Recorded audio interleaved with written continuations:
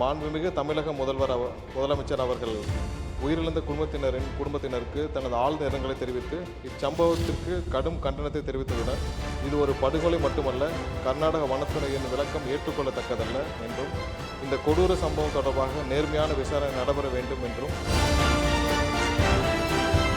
வெற்றி தொழில் முனைவோர் திட்டத்தின் மூலம் மூலதன மானியம் மற்றும் வட்டி மானியம் வழங்கப்படும். கர்நாடக மாநிலம் சாம்ராஜ் நகர் மாவட்டத்தில் மரியமங்கலம் வனப்பகுதியில் கரடிக்குட்டா வனப்பகுதியில் 15/8/2026 அன்று காவிரி வனவிலங்கு சரணாலயத்தில் கர்நாடக வனத்துறையினால் நடத்தப்பட்ட துப்பாக்கி சூட்டில் தமிழகத்தில் பூர்வீகமாக கொண்ட கர்நாடகாவில் ஹன்னூர் தாலுகா தோமையார்பாளையம் கிராமத்தைச் சேர்ந்த அந்தோணிசாமி, தகப்பன் பெயர் பெரியநாயகம், ஜான் ரோஸ் பீட்டர், தகப்பன் பெயர் யாக்கோப், குமார், தகப்பன் பெயர் சபரியப்பன் ஆகியோர் உயிரிழந்தனர்.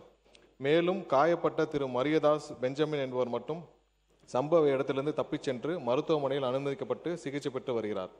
கர்நாடகாவின் சாம்ராஜ் நகர் மாவட்டத்தில் உள்ள ஹன்னூர் தாலுகாவில் சுமார் 75 ஆண்டுகளுக்கு முன்பாக தமிழகத்திலிருந்து புலம்பெயர்ந்து சில தமிழ் குடும்பங்கள் வசித்து வருகின்றனர். சம்பவ நாளான ஆகஸ்ட் 15 அன்று காவிரி வனவிலங்கு சரணாலயம் வனப்பகுதியில் வனத்துறையினரின்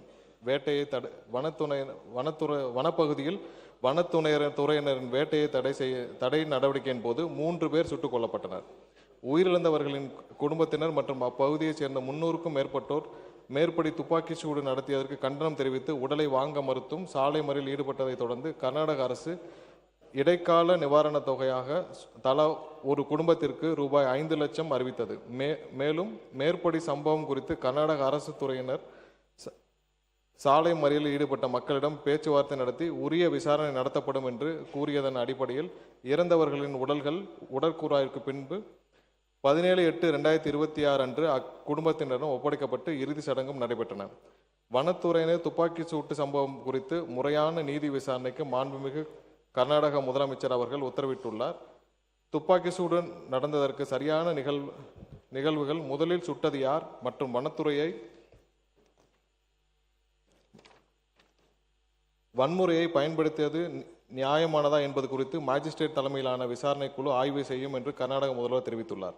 மேலும் விசாரணைக்கு பிறகு உயிரிழந்தவர்களின் குடும்பங்களுக்கு கூடுதல் இழப்பீடு வழங்கப்படும் என்றும் அதற்கான விவரங்கள் இறுதி செய்யப்பட்டு வருவதாகவும் கர்நாடக அரசு உறுதியளித்துள்ளது. பாதிக்கப்பட்ட குடும்பத்தினரின் புகாரின் பேரில் சம்பந்தப்பட்ட வனத்துறை அதிகாரிகள் மீது ஹன்னூர் காவல்துறையினரால் BNS 103(1) கீழ் முதல் தகவல் அறிக்கை பதிவு செய்யப்பட்டுள்ளது. மாண்புமிகு தமிழக முதலமைச்சர் அவர்கள் உயிரிழந்த குடும்பத்தினருக்கு தனது ஆழ்ந்த இரங்கலை தெரிவித்து இச்சம்பவத்திற்கு கடும் கண்டனத்தை தெரிவித்ததுடன் இது ஒரு படுகொலை மட்டுமல்ல, கர்நாடக வனத்துறையின் விளக்கம் ஏற்றுக்கொள்ளத்தக்கதல்ல என்றும் இந்த கொடூர சம்பவம் தொடர்பாக நேர்மையான விசாரணை நடைபெற வேண்டும் என்றும் உயர்மட்ட குழு விசாரணை அமைத்து தவறிழைத்தவர்களுக்கு உரிய தண்டனை வழங்கப்பட வேண்டும். பாதிக்கப்பட்டவர்களின் குடும்பத்தினருக்கு தேவையான அனைத்து உதவிகளையும் கர்நாடக அரசு வழங்க வேண்டும் எனவும் இதுபோன்று இனி ஒரு சம்பவம் நடக்காமல் இருக்க கர்நாடக அரசு உரிய நடவடிக்கை மேற்கொள்ள வேண்டும் என்று வலியுறுத்தியுள்ளார் என்ற விவரத்தை தங்கள் வாயிலாக தெரிவித்துக் கொள்கிறேன். வெற்றி தொழில் முனைவோர் திட்டத்தின் மூலம் மூலதன மானியம் மற்றும் வட்டி மானியம் வழங்கப்படும்.